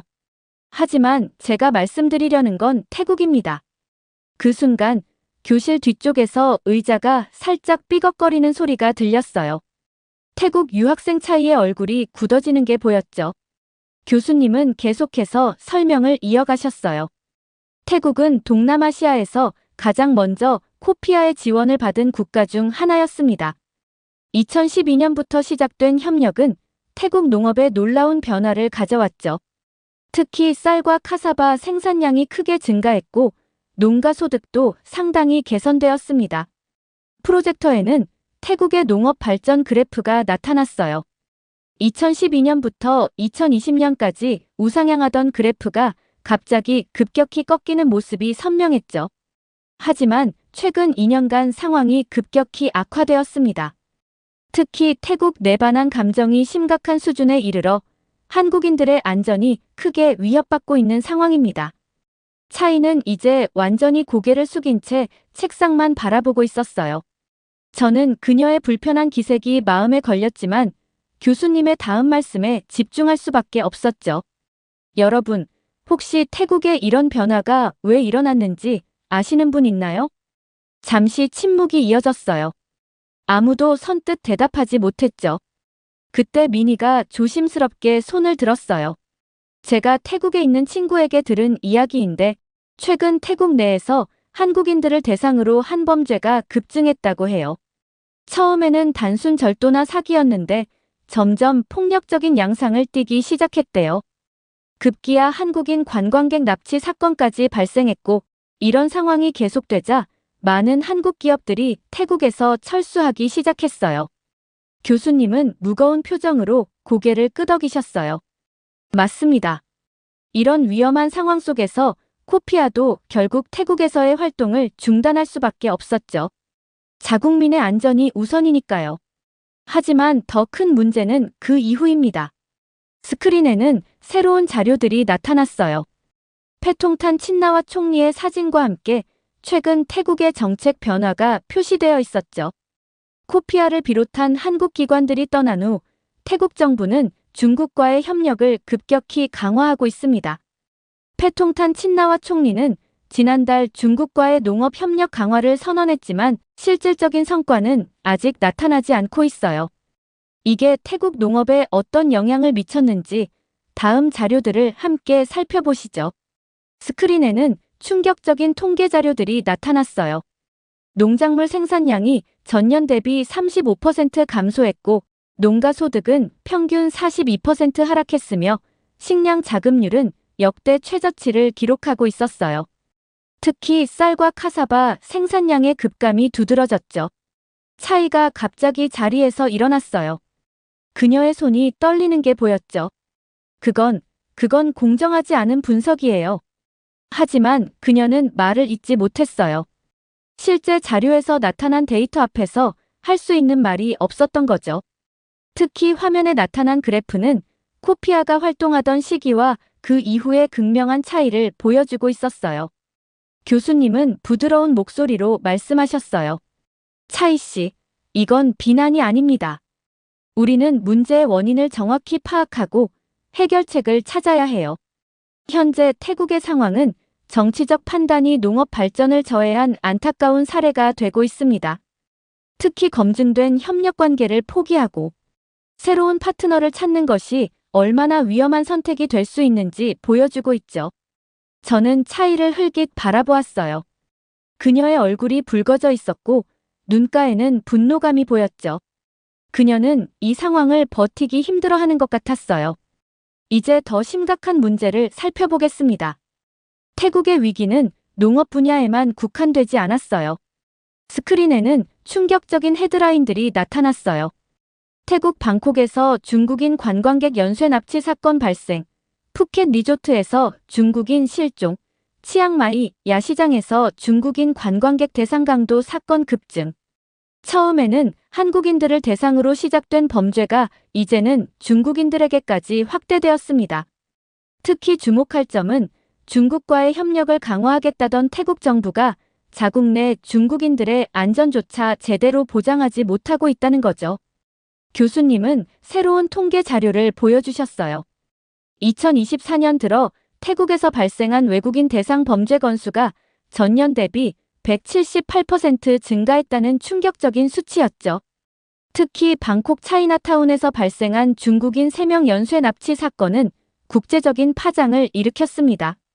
중국 정부는 태국 정부의 미흡한 대처를 강하게 비판했고 자국민들에게 태국 여행을 자제하라는 권고를 내렸죠. 마이클이 손을 들었어요. 교수님, 제 친구가 이번 봄 방학 때 태국 여행을 계획했었는데 취소했다고 하더라고요. 미국에서도 태국 여행주의보가 내려졌나요? 네, 정확한 지적입니다. 현재 미국을 포함한 27개국이 태국에 대한 여행 경보를 발령한 상태입니다. 결과를 보시죠. 스크린에는 태국의 관광 수입 그래프가 나타났어요. 2024년 3분기부터 가파른 하락세를 보이더니 2024년 4분기에는 전년 동기 대비 62%나 감소한 수치를 기록하고 있었죠. 태국의 GDP에서 관광업이 차지하는 비중이 약 20%라는 점을 고려하면 이는 심각한 경제적 타격입니다. 특히 한국인과 중국인 관광객이 차지하는 비중이 컸던 만큼 최근의 사태는 태국 경제에 치명적인 영향을 미치고 있어요. 그때 차이가 떨리는 목소리로 말했어요. 하지만 우리나라는 여전히 동남아시아에서 가장 안전한 나라예요. 이건 일시적인 현상일 뿐이라고요. 교수님은 차이의 말을 부드럽게 끊으셨어요. 차이 씨, 데이터를 보시죠. 방금 보신 것처럼 범죄율은 계속 증가하고 있고 특히 조직적인 범죄가 늘어나고 있습니다. 푸켓의 한 리조트에서는 중국인 일가족이 납치된 후 거액의 몸값을 요구받는 사건도 있었죠. 스크린에는 계속해서 새로운 통계들이 나타났어요. 관광객 감소로 인한 호텔업계의 위기, 여행 관련 산업의 대규모 구조조정, 관광지 상권의 몰락, 모든 지표가 태국의 관광 산업이 심각한 위기에 처했음을 보여주고 있었죠. 더 우려스러운 것은 이런 상황이 장기화될 조짐을 보이고 있다는 겁니다. 국제 관광 전문가들은 태국이 안전에 대한 국제사회의 신뢰를 회복하기까지 최소 3년 이상이 걸릴 것으로 전망하고 있어요. 저는 차이를 다시 한번 바라보았어요. 그녀는 이제 완전히 고개를 푹 숙인 채 책상을 손톱으로 긁고 있었죠. 그녀의 어깨가 미세하게 떨리는 것이 보였어요. 현실을 부정하고 싶지만 부정할 수 없는 상황 속에서 그녀가 느끼는 좌절감이 고스란히 전해져 왔습니다. 교수님은 깊은 한숨을 내쉬시더니 경제 지표가 가득한 새로운 슬라이드를 보여주셨어요. 이제 태국의 경제적 타격을 구체적으로 살펴보겠습니다. 먼저 관광 산업의 붕괴부터 시작해 볼까요? 스크린에는 충격적인 수치들이 나타났어요. 2023년 이후 외국인 관광객이 전년 대비 62% 감소했고 관광 수입은 무려 71%나 급감했다고 해요. 태국의 GDP에서 관광업이 차지하는 비중이 20%라는 점을 감안하면 이는 국가 경제의 치명타라고 할 수 있습니다. 특히 방콕, 푸켓, 치앙마이 같은 주요 관광 도시들의 타격이 심각하죠. 하지만 더 큰 문제는 농업 분야에서 발생하고 있습니다. 교수님은 다음 슬라이드로 넘어가셨어요. 화면에는 태국의 주요 농산물 생산량 변화 그래프가 나타났죠. 보시다시피 쌀 생산량은 전년 대비 45% 감소했고 카사바는 52%, 사탕수수는 38% 감소했습니다. 특히 쌀과 카사바는 태국의 주요 수출 품목이었다는 점에서 이는 매우 심각한 상황입니다. 제기 손을 들고 질문했어요. 그런데 교수님, 왜 이렇게 급격히 생산량이 감소한 거죠? 좋은 질문입니다. 코피아가 태국에서 철수한 후 태국은 중요한 기술적 지원을 잃었어요.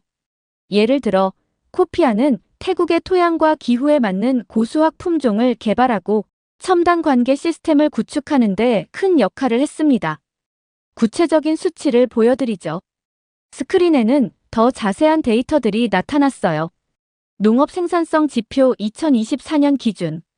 단위 면적당 쌀 수확량 45% 감소. 농작물 병해충 피해율 167% 증가. 관계시설 효율성 38% 하락.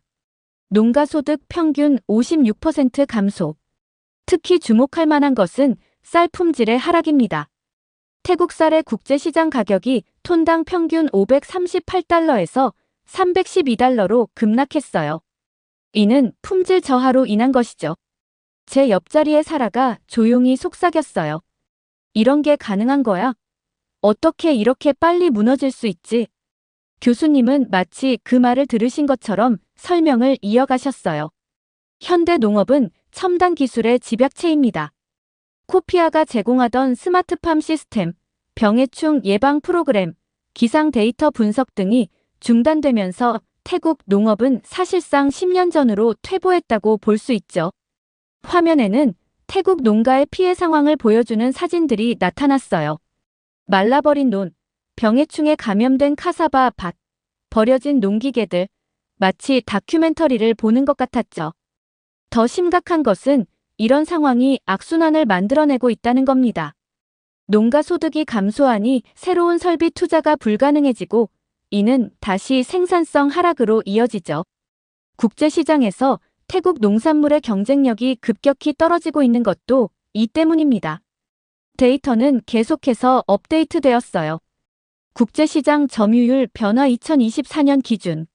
쌀 수출 세계 1위 4위로 하락. 카사바 수출 세계 1위 3위로 하락. 사탕수수 수출 세계 4위 8위로 하락. 과거 태국은 아시아의 곡창이라 불렸습니다. 하지만 지금을 보시죠. 특히 눈여겨볼 점은 동남아시아 내에서 태국의 위상 변화입니다. 교수님은 새로운 슬라이드를 보여주셨어요. 2023년까지만 해도 태국은 동남아시아 농업 강국이었습니다. 하지만 현재는 그렇지 못한 상황이죠. 동남아시아 농업 경쟁력 순위 2024년 기준. 쌀 생산성 베트남, 인도네시아에 밀려 3위. 농업 기술 혁신 지수 말레이시아, 베트남, 인도네시아에 이어 4위. 농산물 수출액 베트남, 인도네시아에 이어 3위. 스마트팜 보급률 말레이시아, 싱가포르, 베트남에 이어 4위. 농가 소득 수준 싱가포르, 브루나이, 말레이시아, 인도네시아에 이어 5위. 특히 베트남의 성장이 두드러집니다. 코피아의 지원을 적극적으로 활용한 베트남은 이제 많은 분야에서 태국을 앞서고 있어요. 불과 1년 전만 해도 상상할 수 없었던 일입니다. 베트남은 코피아와 협력하여 메콩강 델타 지역의 첨단 농업 단지를 조성했고 그 결과 쌀 생산성이 헥타르당 6.8톤까지 증가했어요. 반면 태국은 4.2톤에 그치고 있죠. 교수님은 잠시 말씀을 멈추시고 충격적인 뉴스 자료를 보여주셨어요. 스크린에는 방콕 민주기념탑 앞에 모인 수만 명의 시위대 사진이 떴어요. 패통탄 정권 퇴진, 중국 의존 정책 중단하라, 농민을 살리라는 플래카드들이 눈에 들어왔죠. 태국의 정치적 혼란이 최고조에 달하고 있습니다. 특히 농업 종사자들의 분노가 거세죠. 실제 데이터를 보시면 교수님은 새로운 통계 자료를 보여주셨어요. 농가 부채율 평균 187% 증가. 농가 파산 신청 전년 대비 234% 증가. 청년 농업 종사자 이탈률 45% 증가. 농촌 지역 실업률 32% 증가. 이런 경제적 어려움이 정치적 불만으로 이어지고 있습니다. 특히 패통탄 친나와 총리의 중국 의존 정책에 대한 비판이 거셉니다. 제시카가 손을 들었어요. 교수님, 중국과의 협력이 그렇게 나쁜 건가요? 좋은 질문입니다. 문제는 중국의 지원이 실효성이 없다는 거예요. 구체적인 예를 들어보죠. 스크린에는 최근 태국 중국 농업 협력 프로젝트의 결과가 나타났어요. 중국식 하이브리드 쌀 도입 태국 기후에 부적합으로 실패. 스마트팜 전환 사업 기술 호환성 문제로 중단. 농업용 드론 도입 유지 보수 문제로 80% 방치. 관계시설 현대화 예산 문제로 계획 대비 15% 실행.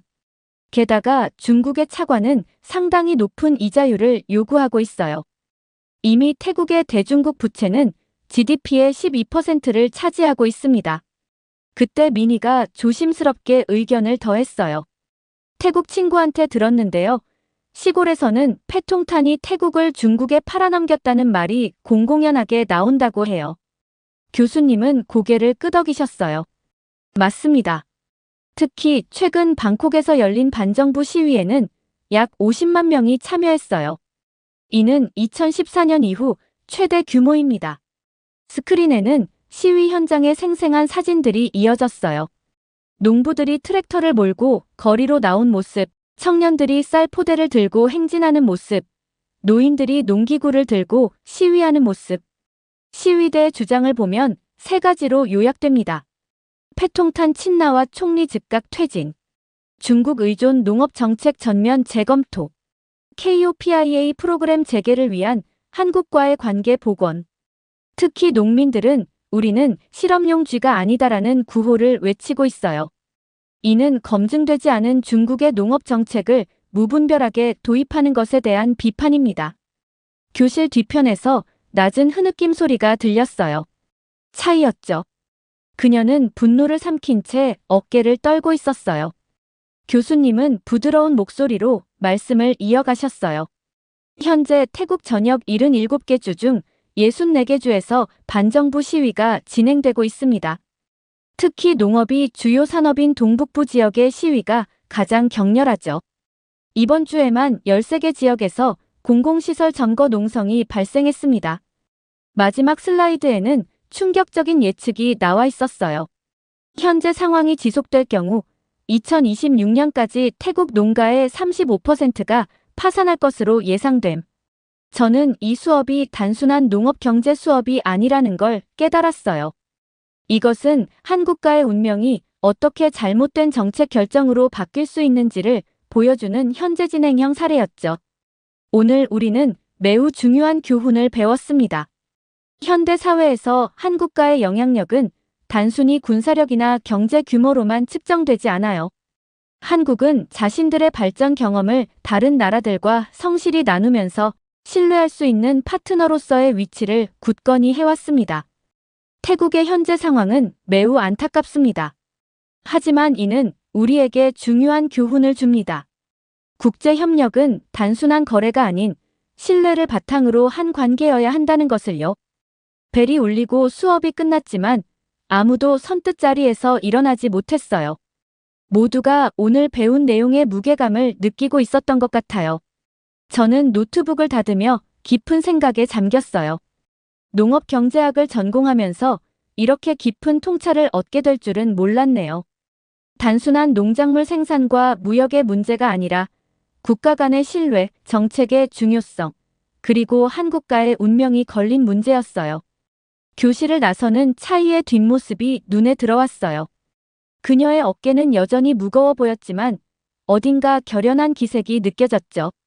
아마도 그녀는 오늘 수업을 통해 자국의 현실을 더 명확히 직시하게 된 것 같았어요. 저는 제 노트에 마지막 문장을 적었어요. 진정한 국제협력은 상호 신뢰와 이해를 바탕으로 한다. 그리고 그 신뢰는 하루아침에 쌓을 수 없다. 이렇게 한국이 세계적으로 농업에 엄청난 영향력을 끼치는 사연 어떻게 들으셨나요? 과거 한국이 못 살았을 시절을 생각하며 개발도상국들을 도와주는 모습이 너무 인상 깊었는데요. 또 이러한 도움의 고마움도 모르는 태국을 보내 화가 나기도 했습니다. 여러분들의 의견은 어떠신가요? 다양한 의견을 댓글을 통해 공유해주세요. 긴 영상 시청해주셔서 감사드리고 구독과 좋아요 부탁드립니다. 블랙핑크의 리사가 공연을 하고 있습니다. 하지만 일부 태국 팬들은 이런 공연을 하게 된 리사를 보며 한국 기획사를 욕하고 있습니다. 그리고 한국 기획사들은 충격적인 발표를 하고 태국인들은 정신을 못 차리고 있습니다. 도대체 태국 팬들은 왜 이런 짓을 했을까요? 안녕하세요. 저는 미국의 대학교에서 미디어 커뮤니케이션을 전공하고 있는 레이첼이에요. 이번 학기에 글로벌 엔터테인먼트 산업과 문화 수업을 듣게 되었죠. 특히 최근 들어 K-팝에 빠져 있어서 더욱 기대되는 강의였어요. 오늘은 첫 강의가 있는 날이었어요. 교수님은 아시아 엔터테인먼트 산업을 20년 넘게 연구하신 분이라고 해요. 강의실에 들어서자 아시아계 학생들이 꽤 많이 보이더라고요. 특히 앞자리에 앉은 동양인 학생 2명이 눈에 띄었는데 나중에 알고 보니 한국 교환학생 세연이와 태국 유학생 차라였어요. 교수님의 말씀으로 강의가 시작됐어요. 오늘은 K-팝이 동남아시아에 미치는 영향력과 그 이면에 대해 이야기를 나누어 보겠습니다. 교수님은 우선 K-팝의 세계적 영향력에 대해 설명하셨어요. BTS가 빌보드 차트에서 이룬 성과들, 블랙핑크의 코첼라 공연, 그리고 전 세계적으로 확산되고 있는 K-팝 팬덤 문화까지. 특히 인상 깊었던 건 K-팝이 단순한 음악을 넘어 하나의 문화 현상이 되었다는 거예요. 교수님은 프레젠테이션 화면을 넘기셨어요. K-팝의 영향력이 가장 크게 나타나는 곳이 바로 동남아시아입니다. 거기엔 동남아시아의 K-팝 시장 규모를 보여주는 그래프가 있었죠. 2024년 기준으로 동남아시아 K-팝 시장은 전년 대비 300% 이상 성장했다고 해요.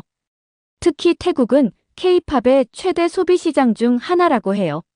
방콕에서는 매년 수십 개의 K-팝 콘서트가 열리고 K-팝 아이돌들의 광고가 거리 곳곳에 걸려 있다고 하더라고요. 심지어 태국의 아이돌 트레이닝 시스템도 한국을 벤치마킹했다고 해요. 교수님은 구체적인 사례들을 보여주셨어요.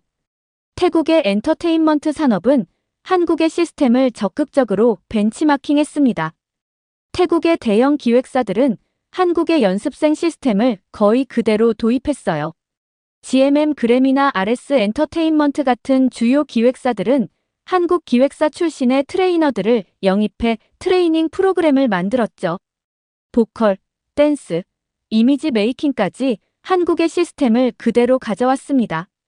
교수님은 화면을 넘기며 계속 설명하셨어요. 더 나아가 태국의 티팝 육성 프로젝트도 K-팝을 모델로 삼았어요. 오디션 프로그램의 포맷부터 데뷔 후 프로모션 방식까지 말이죠. 심지어 아이돌 그룹의 컨셉과 스타일링도 K-팝의 영향을 강하게 받았습니다. 특히 주목할 만한 것은 연습생 선발 시스템이에요. 10대 초반부터 트레이닝을 시작하고 보컬, 댄스, 외국어, 이미지 트레이닝을 병행하는 한국식 시스템을 그대로 도입했죠. 444 시스템이라고 해서 하루 4시간 보컬, 4시간 댄스, 4시간 외국어 교육을 하는 방식까지 한국의 방식을 따랐답니다. 하지만 외형적인 시스템 도입만으로는 K-팝의 성공을 따라잡기 힘들다는 게 현실입니다. 교수님은 비교 자료를 보여주셨어요. 한국의 경우 단 한 곡의 타이틀곡을 위해 수십 곡을 동시에 작업하고 최종 선정된 곡에만 수억 원의 비용을 투자합니다. 안무 역시 세계 각국의 최고 안무가들과 작업하죠. 하지만 태국은 이런 과감한 투자가 현실적으로 불가능해요. 더 중요한 건 시스템을 운영하는 전문 인력의 차이입니다. 한국은 20년 이상 아이돌 산업의 노하우가 축적되어 있지만 태국은 아직 전문 프로듀서, 트레이너, 매니지먼트 인력이 절대적으로 부족한 상황이죠. 시스템은 똑같이 만들 수 있어도 그것을 운영하는 전문성은 하루아침에 만들어지지 않는답니다. 그러다 갑자기 교수님의 표정이 심각해졌어요. 최근 들어 한국과 태국 사이에 불편한 긴장감이 고조되고 있습니다. 지난 2년간 한국에서 태국인 불법 체류자들의 범죄가 급증했어요. 마약 밀매, 불법 도박장 운영, 보이스피싱 등 조직적인 범죄가 특히 문제가 되었죠. 이에 한국 정부는 태국인들에 대한 입국 심사를 대폭 강화했습니다. 이러한 조치에 태국 국민들은 강하게 반발했어요. 일부 범죄자들 때문에 모든 태국인들이 잠재적 범죄자 취급을 받는다며 분노했죠. 이것이 태국 내 반한 감정으로 번지기 시작했습니다. 특히 K-팝 산업이 이 분위기에 큰 영향을 받고 있어요. 방콕에서 예정되었던 여러 K-팝 그룹의 콘서트가 취소되었고 일부 극단적인 팬들은 콘서트장 앞에서 시위를 벌이기도 했습니다. 교수님의 말씀에 학생들 사이에서 술렁거림이 일었어요. 문화 교류마저 정치적 갈등에 휘말리는 현실이 안타깝게 느껴졌죠. 저는 K-팝이 단순히 음악 산업의 성공을 넘어 이렇게 복잡한 문화적, 사회적 현상을 만들어내고 있다는 게 정말 흥미로웠어요. 교수님은 이어서 태국의 K-팝 시장 규모에 대해 더 자세히 설명하셨어요. 태국은 K-팝 음반 판매량이 아시아에서 일본 다음으로 많은 국가라고 해요. K-팝 아이돌들의 태국 내 팬클럽 회원 수도 수백만 명에 달한다고 하네요. 특히 주목할 만한 것은 태국 출신 K-팝 아이돌들의 영향력입니다. 교수님이 말씀하시자 앞자리에 앉은 차라가 고개를 들더라고요. 그 중에서도 블랙핑크의 리사는 태국에서 가장 영향력 있는 연예인으로 꼽힙니다. 강의실 스크린에는 리사의 사진이 떴어요. 교수님은 리사가 태국의 국민적 자부심이 되었다고 설명하셨어요. 하지만 동시에 이것이 새로운 갈등의 시작이 되었다고 말씀하셨죠. 최근 태국에서는 자국의 스타인 리사가 한국에서만 활동한다는 이유로 불만이 커지고 있습니다. 스크린에는 태국의 주요 뉴스 헤드라인들이 보였어요. 리사, 2년 연속 태국 활동 전무, 블랙핑크 리사, 태국 일정 차질, 한국이 우리의 스타를 빼앗았다 같은 기사들이었죠. 이런 분위기 속에서 태국 내 반한 감정이 급속도로 확산되고 있어요. 특히 태국인 불법 체류자 범죄 증가로 인한 한국의 입국 심사 강화 조치가 이러한 감정을 더욱 악화시켰습니다. 태국 내 한국인을 대상으로 한 위협이 점점 심각해지고 있습니다. 교수님은 심각한 표정으로 뉴스 기사들을 보여주셨어요. 지난달 방콕 시내의 한 한식당에서는 20여 명의 괴한들이 가게로 들이닥쳐 기물을 파손하고 손님들을 위협했습니다. 다행히 인명피해는 없었지만 이는 단순 범죄가 아닌 반한 감정에서 비롯된 조직적인 행동이었죠. 이틀 뒤에는 수상시장에 한국인 관광객들이 집단 폭행을 당할 뻔한 사건도 있었고요. 특히 우려되는 것은 교육기관을 노린 협박입니다. 방콕 시내 최대 규모의 한국어 학원 5곳에 동시다발적으로 협박 전화가 걸려왔고 그중 3곳은 2주간 수업을 중단해야 했습니다. 심지어 한 학원에는 한국인은 태국에서 나가라는 내용의 협박장과 함께 의심스러운 가루가 든 봉투가 배달되기도 했죠. 이런 상황에서 한국 기업들의 움직임도 달라지고 있습니다. SM, JYP, YG 등 주요 연예기획사들은 태국 현지에서 진행 예정이었던 모든 오디션을 전면 취소했어요. 예정되어 있던 방콕, 치앙마이, 푸켓 등 6개 도시의 글로벌 오디션이 모두 무기한 연기된 상태입니다. 교수님은 화면을 넘기며 계속하셨어요. 더 나아가 현재 한국에서 연습 중인 태국 연습생들의 처우도 문제가 되고 있습니다. 여러 기획사들이 태국 연습생들의 계약을 해지하거나 데뷔 일정을 무기한 연기하고 있어요. 한 대형 기획사의 경우 데뷔를 한 달 앞둔 태국 출신 연습생을 갑자기 교체했다는 소식도 들려왔습니다. 이는 단순히 기업의 결정이 아닌 연습생들의 안전과 직결된 문제입니다. 실제로 최근 데뷔한 한 아이돌 그룹의 태국 출신 멤버가 자국 팬들로부터 심각한 위협을 받아 활동을 중단한 사례도 있었죠. 앞자리의 차라가 손을 들었어요. 그건 당연한 거 아닌가요?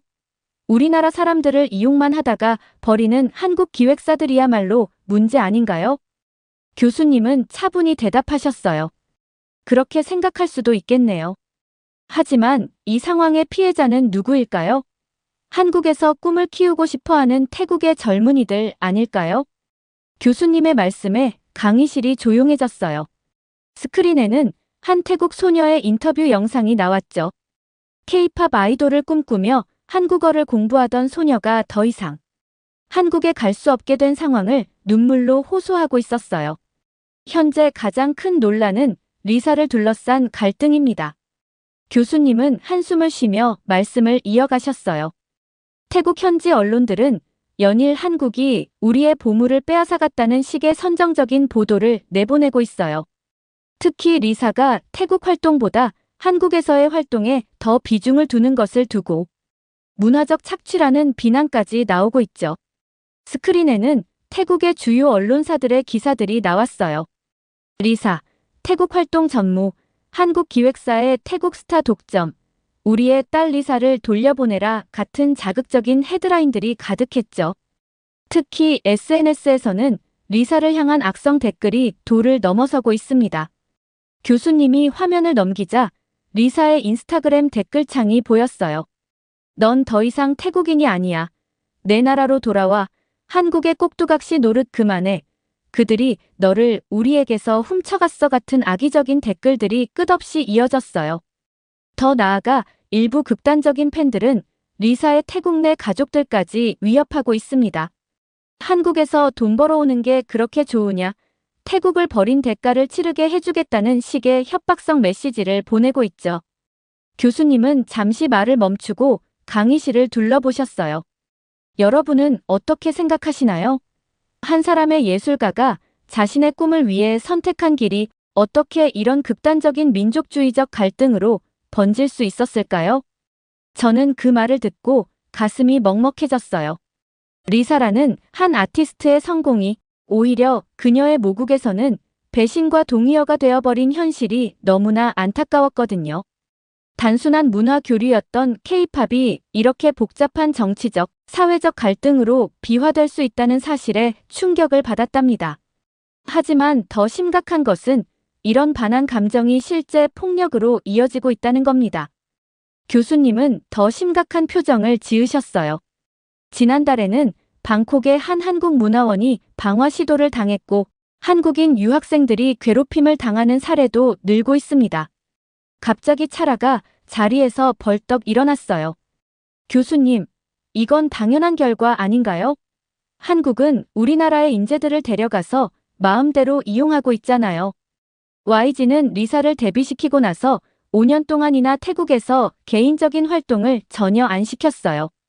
그저 돈벌이 수단으로만 이용한 거죠. 차라의 목소리는 점점 격앙되어 갔어요.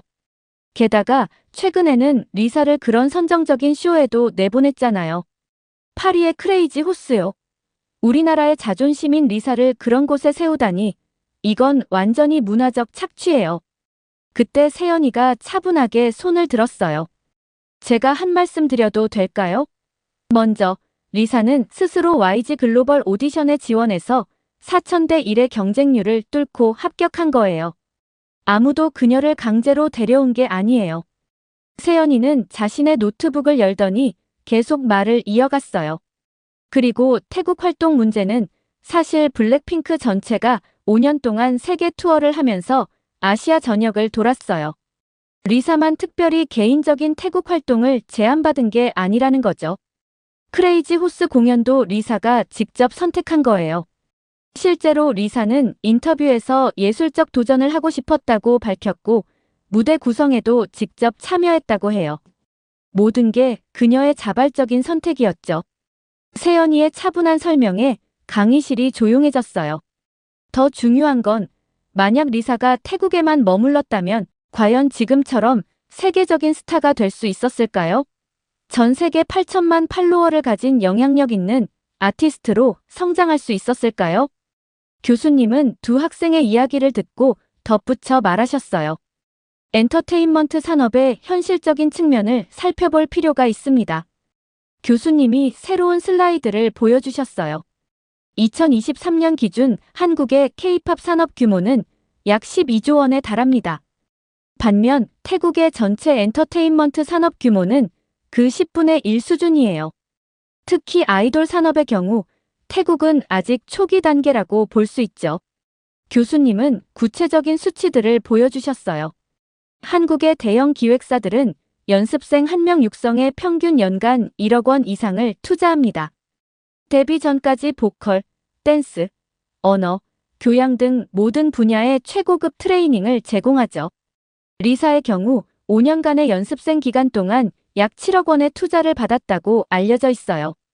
반면 태국의 연예기획사들은 이런 대규모 투자가 현실적으로 불가능합니다. 시장 규모가 작다 보니 투자 회수가 어렵기 때문이죠.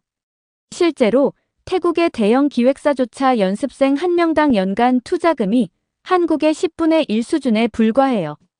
교수님은 잠시 말을 멈추고 차라를 바라보셨어요. 더구나 글로벌 시장 진출을 위한 인프라도 큰 차이가 있습니다. 한국은 이미 전 세계에 K-팝 유통망을 구축했고 유튜브, 스포티파이 같은 글로벌 플랫폼과의 협력 체계도 잘 갖추고 있어요. 블랙핑크의 뮤직비디오 한 편 제작 비용이 태국 아이돌 그룹 전체 연간 제작 비용보다 크다는 사실만 봐도 이 차이를 실감할 수 있죠. 결과적으로 리사는 태국에서는 얻기 힘든 기회를 한국에서 잡은 겁니다. 세계적인 프로듀서들과 작업하고 최첨단 시설에서 트레이닝을 받으며 글로벌 시장을 타겟으로 한 전략적인 프로모션을 할 수 있었죠. 이건 단순히 돈의 문제가 아닌 산업의 성숙도 차이에서 오는 현실이에요. 차라는 고개를 숙인 채 아무 말도 하지 못했어요. 주장할 내용이 없어 보였죠. 이런 상황에서 우리가 주목해야 할 또 다른 문제가 있습니다. 교수님은 새로운 화면을 보여주셨어요. 바로 일부 과격 팬들의 문제입니다. 특히 리사의 태국 팬들 중 일부가 다른 블랙핑크 멤버들을 대상으로 벌이는 악성 행위가 심각한 수준에 이르렀어요. 스크린에는 충격적인 내용들이 나왔어요. 로제의 온 더 그라운드 활동 당시 태국의 일부 팬들이 조직적으로 음원 차트 조작을 시도했고 뮤직비디오 조회수를 낮추기 위한 불매 운동까지 벌였다고 해요. 특히 충격적이었던 사건은 로제의 신곡 아파트 활동 당시였습니다. 로제의 곡이 전 세계적으로 인기를 얻자 일부 태국 팬들이 보이콧 로제 운동을 시작했죠. 이들은 리사보다 잘 나가선 안 된다며 조직적으로 음원 차트 공격을 시도했어요. SNS에는 해시태그 보이콧 로제 해시태그가 퍼졌고 로제의 뮤직비디오에는 악성 댓글이 수만 건 달렸습니다. 교수님은 실제 SNS 캡처 화면들을 보여주셨어요. 감히 리사를 능가하려 해? 너의 위치를 알아야 해. 태국의 여왕은 리사뿐 같은 악의적인 댓글들이 가득했어요. 이런 상황은 단순한 팬들 간의 갈등을 넘어서 그룹 전체의 활동에도 심각한 영향을 미쳤습니다. 이런 상황이 계속되자 YG 엔터테인먼트는 블랙핑크 멤버들의 SNS 활동을 제한할 수밖에 없었어요. 특히 리사 관련 게시물은 더욱 신중하게 다뤄야 했죠. 이런 팬덤의 그림자는 더 큰 문제를 야기하고 있습니다. 현재 한국의 대부분의 기획사들이 태국 출신 연습생 선발을 꺼리고 있어요. 이미 데뷔를 준비 중이던 태국 연습생들의 계획도 전면 재검토되고 있죠. 스크린에는 한 기사가 떴어요. 주요 기획사, 태국 글로벌 오디션 전면 취소. 태국 출신 연습생 계약 해지 속출. 더 안타까운 것은 이미 활동 중인 태국 출신 아이돌들의 상황입니다.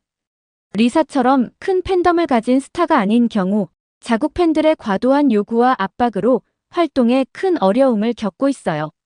실제로 몇몇 아이돌은 활동 중단을 고려하고 있다고 합니다. 교수님은 잠시 침묵하시더니 이어서 말씀하셨어요. 이런 상황이 지속되면서 한국 연예계에서는 태국 연습생 리스크라는 말까지 생겨났습니다. 아무리 실력이 뛰어나도 태국 출신이라는 이유만으로 데뷔 기회를 얻기 힘들어진 거죠. 결과적으로 이런 과격 팬덤의 행동이 오히려 자국 아티스트들의 기회를 제한하는 결과를 낳고 있는 겁니다. 리사를 지키겠다는 행동이 역설적으로 다른 태국 아티스트들의 꿈을 막고 있는 거죠. 강희실은 무거운 침묵에 빠졌어요. 팬덤이라는 이름으로 자행되는 폭력이 결국 누구도 원하지 않는 결과를 만들어내고 있다는 사실이 너무나 안타깝게 느껴졌답니다. 한국 기획사들이 새로운 오디션 프로그램을 기획할 때 태국을 제외하고 있다는 내용만 들어도 이는 단순히 현재의 문제가 아닌 미래의 문화 교류까지 저해할 수 있는 심각한 상황입니다. 차라가 갑자기 자리에서 일어났어요. 하지만 교수님, 이건 우리 태국 사람들의 정당한 분노예요. 한국은 우리나라 최고의 스타를 데려가서 마음대로 하잖아요. 심지어 그런 선정적인 공연까지 시키면서. 교수님은 차라의 말을 조용히 들으시더니 의미심장한 표정으로 새로운 슬라이드를 보여주셨어요. 여러분, 우리는 왜 태국 사람들이 리사에게 이토록 집착하는지 그 근본적인 원인을 이해할 필요가 있습니다. 이것은 단순한 스타에 대한 팬심을 넘어선 태국 사회의 구조적인 문제와 깊이 연관되어 있어요. 스크린에는 태국의 사회 계급 구조도가 나타났어요. 태국은 여전히 엄격한 계급 사회입니다. 크게 하이소와 로소로 나뉘는데 하이소는 태국 전체 인구의 단 10%만이 속할 수 있는 최상위 계층이에요. 이들은 대부분 화교 출신이거나 왕족과 연관된 가문들이죠. 교수님은 계속해서 설명하셨어요. 반면 로소는 나머지 90%의 일반 서민들을 지칭합니다. 특히 주목할 점은 이 계급 간의 이동이 거의 불가능하다는 거예요. 아무리 돈을 벌어도 하이소 계층에 진입하기는 매우 어렵습니다. 그리고 바로 여기에 리사가 있습니다. 교수님은 리사의 어린 시절 사진을 보여주셨어요. 리사는 전형적인 로소 출신이에요. 일반적인 중산층 가정에서 태어났죠. 물론 굶주리지는 않았지만 결코 특권층은 아니었어요. 하지만 리사는 이 견고한 계급 사회의 한계를 뛰어넘었습니다. K-팝 아이돌로 성공하면서 그녀는 이제 세계적인 영향력을 가진 스타가 되었죠. 셀린느, 불가리 같은 최고급 럭셔리 브랜드의 앰베서더로 활동하고 전 세계 8천만 팔로워를 보유한 영향력 있는 인물이 되었어요. 바로 이것이 태국 사람들이 리사에게 열광하는 진짜 이유입니다. 그들은 리사를 통해 자신들도 계급의 한계를 뛰어넘을 수 있다는 희망을 보는 거예요. 리사는 그들에게 단순한 아이돌을 넘어 일종의 신화가 된 겁니다. 하지만 이런 맹목적인 숭배는 오히려 독이 될 수 있어요. 자신들의 좌절된 꿈과 희망을 리사에게 투영하면서 그녀의 모든 행보를 자신들의 기준으로 판단하고 통제하려 하는 거죠. 리사가 태국을 떠나 한국에서 성공했다는 사실이 오히려 그들의 열등감을 자극하는 것일 수도 있습니다. 차라는 고개를 숙인 채 자리에 앉았어요. 결국 이것은 한국과 태국의 갈등이 아닙니다. 이는 변화하는 세계 속에서 자국의 정체성과 자존심을 지키려는 사회적 몸부림의 한 형태라고 볼 수 있어요. 하지만 이런 감정이 특정 개인이나 그룹을 향한 폭력으로 표출되어서는 안 되겠죠.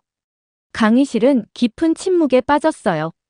우리 모두 태국 사회의 깊은 상처와 그것이 만들어낸 예상치 못한 파장을 실감하고 있었답니다. 안타깝게도 이런 상황이 지속되면서 우리는 더 이상 제2의 리사를 보기 어려워졌습니다. 교수님은 무거운 목소리로 말씀을 이어가셨어요. 현재 태국의 모든 주요 기획사들이 한국행을 포기했고 한국의 기획사들 역시 태국인 연습생 선발을 전면 중단했어요. 이미 준비 중이던 수십 명의 태국 연습생들이 꿈을 접어야 했죠. 결국 반한 감정이 자국 젊은이들의 기회마저 앗아가는 결과를 낳은 겁니다.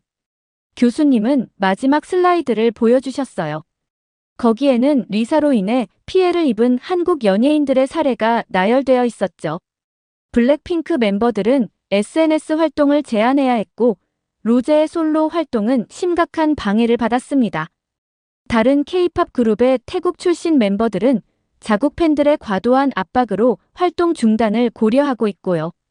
심지어 태국에서 활동하는 한국 연예인들은 안전 문제로 활동을 포기해야 했죠. 잠시 침묵이 흐른 뒤 교수님은 마지막 말씀을 시작하셨어요. 하지만 우리가 잊지 말아야 할 것이 있습니다.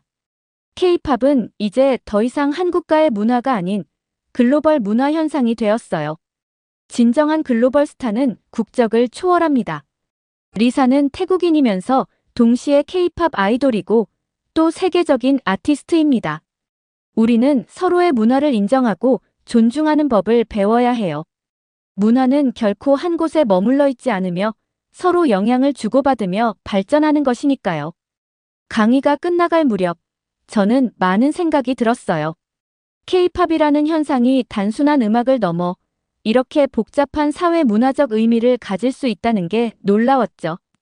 특히 인상 깊었던 건 하나의 스타가 한 사회에 이토록 큰 파장을 일으킬 수 있다는 사실이었어요.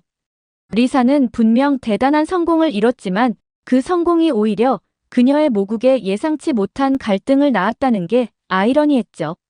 강의실을 나서면서 저는 문화적 교류가 얼마나 섬세하고 복잡한 문제인지 다시 한번 생각하게 됐어요.